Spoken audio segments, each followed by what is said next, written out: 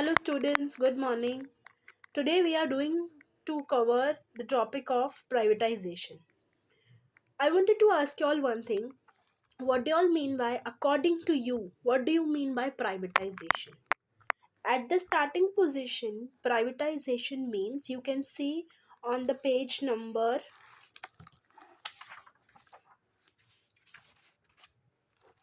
59 of your textbook. Privatization means transfer of ownership from public to private sector. Public meaning the acquaintance, the things that are present with the public, with me, you, all the students. Present, जो चीज़ बच्चों के साथ बड़ों के साथ present है, जो चीज़ सारे लोग यूज कर सकते हैं, that is called public. And the private sector means a person who has adopted, or a person who has the ownership with him or her. For example, the Tata Group of Company, when it was in the starting period, it was a public company, but later on it was shifted to, on 27th of January 2022, Tata Group of Company was took over by Air India Company. Before it was public and now it's private. So privatization means from public sector to private sector. Then in a broader sense, if we can say, privatization is management and control, with or without change, present or stay with the private sector. In simple words, privatization means a process that reduces the involvement of the public sector and increases that of private sector in economic activities. Economic activities meaning the activities of money, all the things that are related with money, that will come under this part. Then, what is the impact of privatization on economic development? Next time, whenever I'll be there with you all, you have to give me the answer for this particular question. Okay, then what are the benefits from privatization? So for example, I'll give you the hint. Benefits, as we will see, new things are coming up in today's world, new technology, scientific methods are coming up. So we are having so much of benefits because of privatization. If these things were in the public sector, we would have not get those type of benefits. Okay, then now we will see the measures taken for privatization. Measures meaning the care that private sector is taking for the benefit of people, for the benefit of citizens. First part, disinvestment. Disinvestment means act of selling shares of sick public units. Sick public units are those units that are not working on day-to-day basis, and that are not working on a right track, and that are not sufficient for the government, for the citizens, and they have so much of problems in their company itself. So for example, if we say Maruti, ITDC hotels, IPCL, VSNL, I'll give you one more. Selling of Air India Container Corporation of India and Bharat Petroleum. For example when this is investment part is there. अब जैसे मैंने आपको कहा, जो air India container corporation है, वो क्या करती है, सारी चीज़ों को पहले उसने क्या किया, एक्चुअली उसके सारे जो सिक यूनिट्स थे, that has been taken over by Bharat Petroleum. Bharat Petroleum is a company who has taken over Air India Corporation के सारे सिक यूनिट्स, जहाँ पे Air India was not sufficient to provide the good things to the citizens or to the employees. Okay, then we'll come to the next part, where the Bharat Petroleum Corporation, these were actually run by public sector before, but later on it was took by private sector because of low profits. Why? Because of low profits. For example, if my company is not working in a proper condition, so definitely nobody will going to invest in my company, nobody will look after to my company, none of the employees will think to be invested in this company. They will not give their 100% to my company, because they know the profits are going day to day on day to day basis, that are going on the line of lower line. So they will not be interested in my company. So because of that, if a sick unit Sikh unit in terms of money, in terms of reputation, in terms of their shares, whatever the cases are there. Sikh units are those that are taken over by the other company meaning that company which is beneficial for the society, beneficial for the employees, beneficial for the customers. That particular company will take over meaning ले लेना उन चीजों को जहां पे वो लोग अच्छे से कोऑपरेट नहीं कर पा रहे हैं. Okay. Next,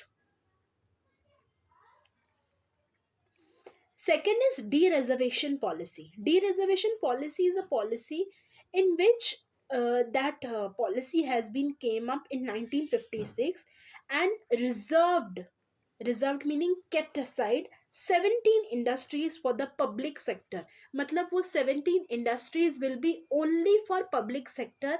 No other private sector can get into that public part. After that, NEP policy reduced this number to 8. Before it was 17, then it has decreased and came to 8. Gradually, then it has become slowly and gradually it has been changed from 8 now 2 to 3. Only 2 to 3 public companies are left, public sector companies are left at present. If we see as per 2024, only railway station, railway transport and atomic energy that are reserved for public sector. Rest all the things are under the control of private sector. Now I will share one experience with you all. Then industrial policy resolution where of 1956 is a resolution adopted by Indian Parliament in April 1956, and for that, for generating larger employment opportunities.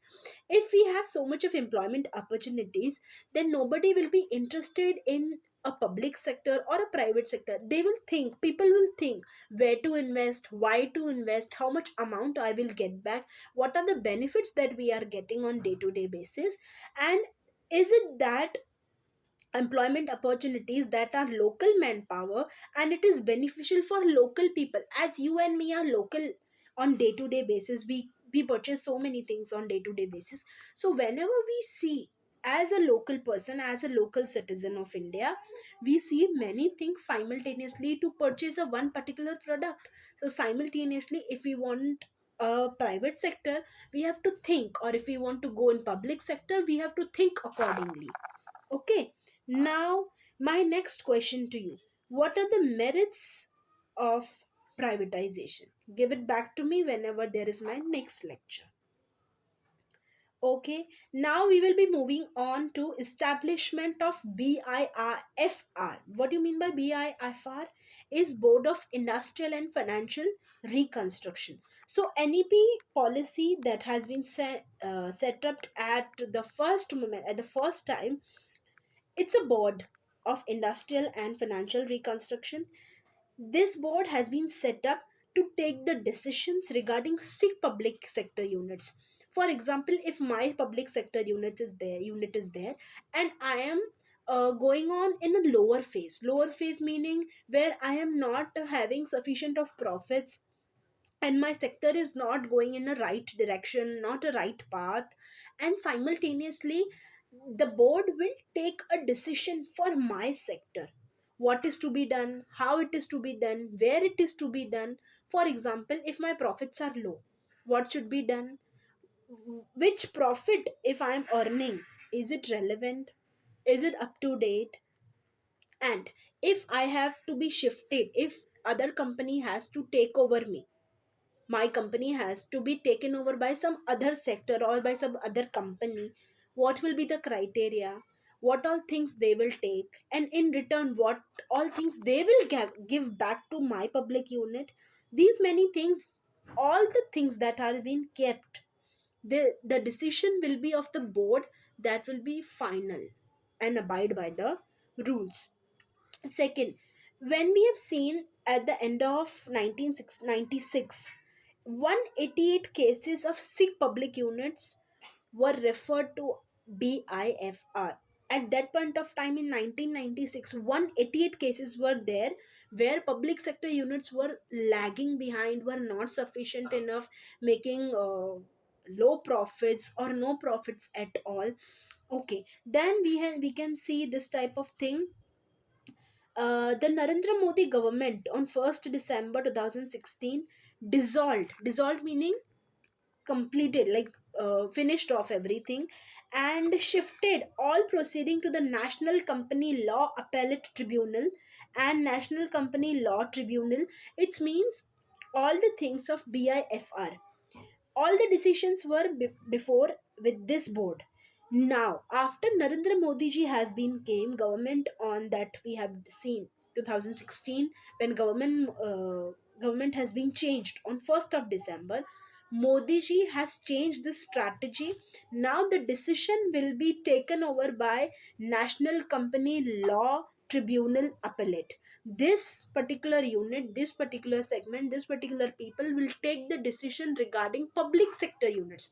Before, it was taken over by BIFR. Now this will be the decision will be taken by this tribunal. Okay. My next question to you: what is the positive impact of privatization in education? You have to give me the answer in writing, and you have to send me the screenshot of this. Now we will be moving on to creation of National Renewal Board. First of all, National Renewal Board is a board where all the loss making public sector units are closed meaning shut down. The workers have to face the problem of unemployment. Nowadays we can see so much of people who are MBAs, who are CAs, CS, many people, many I would say different categories of people who are having so much of degrees, who are having who are already having so much of education, but they are lagging behind, they are not having employment opportunities, and they are facing, and even many people are facing poverty. Many people are below poverty line. They do not have basic necessities, food, clothing, shelter, they don't have.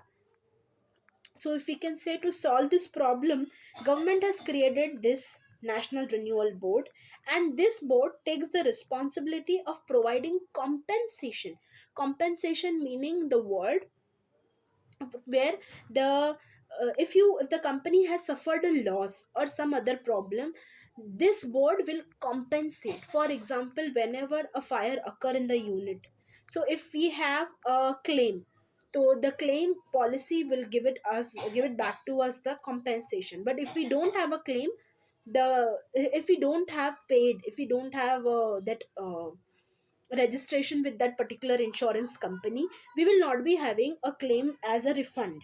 So for example, if National Renewal Board has saw and taken the responsibility for providing compensation, they will see many criterias that has been followed, that has to be followed by the company, by the board, to give back the compensation to the sick public units they are facing unemployment and poverty. After that, compensation specially to retrenched workers as well as those seeking voluntary retirement. Retrenched workers are those workers that are suffering with many problems: poverty, unemployment, health. They don't have healthcare facilities, they don't have electricity facilities, they have many more things simultaneously going on. So so for providing that much compensation, this board will provide them the opportunities to give back in the form of money, or some crops for the farmers, or free electricity supply, etc., many more things. And compensation will be provided to voluntary retirement meaning those retirement that people are desired, that they want himself or herself to be retired in the next few months or the next year. So the remaining amount, or the amount that has been kept at that phase, when they have kept aside a small amount from their salary, they will keep that from salary में से कुछ जो amount बचा हुआ रहता है। तो जैसे एक कंपनी रहती है, अगर फॉर एग्जांपल मैं उस कंपनी में काम कर रही हूँ, और उसमें से मेरा ग्रेचुटी, प्रोविडेंट फंड, ये सारी चीज़ें साइड करके रखा जाता है। क्यों साइड करके रखा जाता है? ताकि जब मेरा रिटायरमेंट हो तो मुझे वो ग्रेचुटी भी मिलेगा, प्रोविडेंट फंड भी मिलेगा। पहले we have seen so much of schemes of pension, but now days government people don't have pension scheme.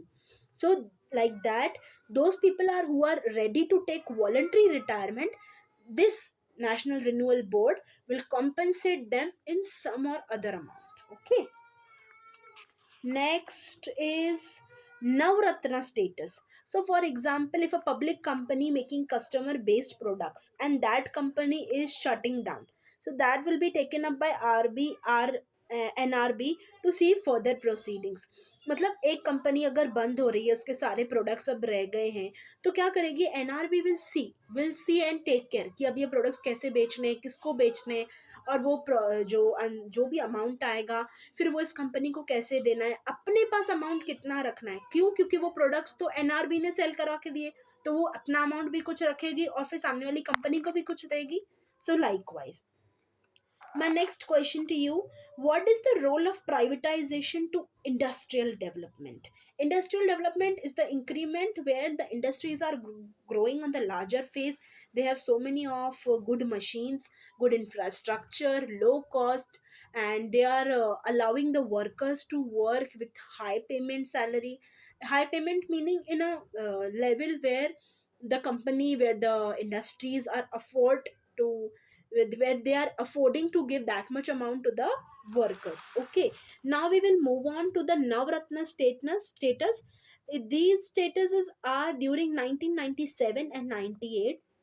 9 public sectors were selected and given the status of Navratnas on the basis of their performance. How these companies have performed, on the basis of their performance, they have been given the status. Now, these Navratna status were given full financial, meaning पैसों में उनको मदद, and managerial autonomy मतलब they are free to take their own decision. Managerial meaning the things that they are getting or they want to purchase, they want to make decisions, they want to do many more changes, innovation, diversification, they can make those changes and they have that autonomy matlab they can take their decisions by themselves. First company, Indian Oil Corporation, ONGC, Oil and Natural Gas Corporation, Hindustan Petroleum Corporation Limited, Bharat Petroleum Corporation Limited, Videsh Sanchar Nigam Limited, Bharat Heavy Electricals Limited, Steel Authority of India Limited, and National Thermal Power Corporation. At present, we can see public sector units have been further categorized meaning spread into mini ratnas and maharatnas. Mini ratnas meaning small, maharatnas meaning big. Now we will see on to where, for example, as of January 2022, India has 10 Maharashtra companies, 14 Navratna companies in India, and 73 Mini Ratna companies that has been divided into category 1 and category 2. Mini Ratna companies are those companies that was introduced by Government of India in 2002, and Mini Ratnas are categorized, subdivided into two parts, category 1 and category 2. In category 1, a public sector company should made have profit in the last 3 continuously, in the pre-tax profit should have been rupees 30 crore or more in at least one of the 3 years. So, for example, as we are now in 2024, 23, 22, 21, 3 continuous years. Out of these 3 continuous years, public sector, they would have acquired or they have a profit of 30 crore. So, they are eligible in category 1. For example, my company in past 3 years have not gained that much of profits of 30 crores, so my company will not be considered in Mini Ratna category 1. Okay, clear with you all? Okay, my next question to you: which is the first Navratna company in India? Get back to me by writing your own ideas. Now, we will move on to Mini Ratna category number 2.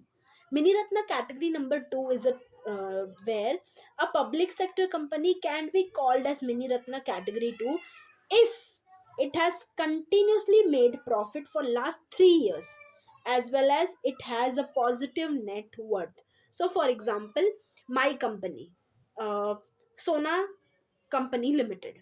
Sona Company Limited has made the profits in 2021, 22, 23. From last past 3 years, we have made continuous profit in last 3 years.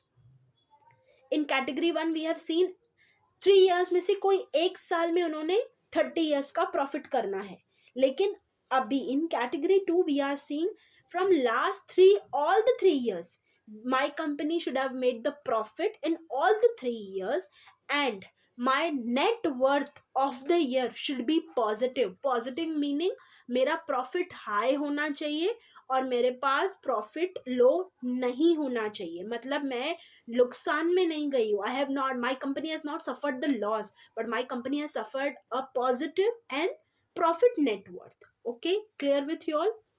Now we will move on to Maharatna companies. Maharatna companies are those companies that are specially for category central public sector enterprise, and this was introduced in 2009 with the objective to empower mega CPSCs. Mega CPSC meaning mega central public sector enterprise. Mega meaning on the higher level, to expand. Expand मतलब उसको बढ़ाना their operations and emerge as global giants.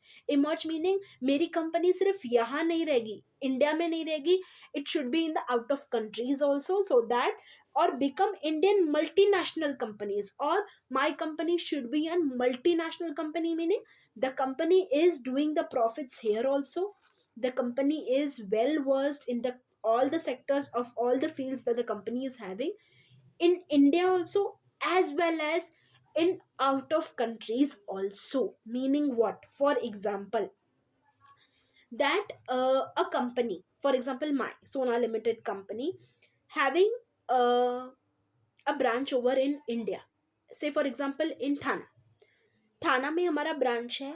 Simultaneously I have my branch in Dubai, I have my branch in America, I have my branch in Africa.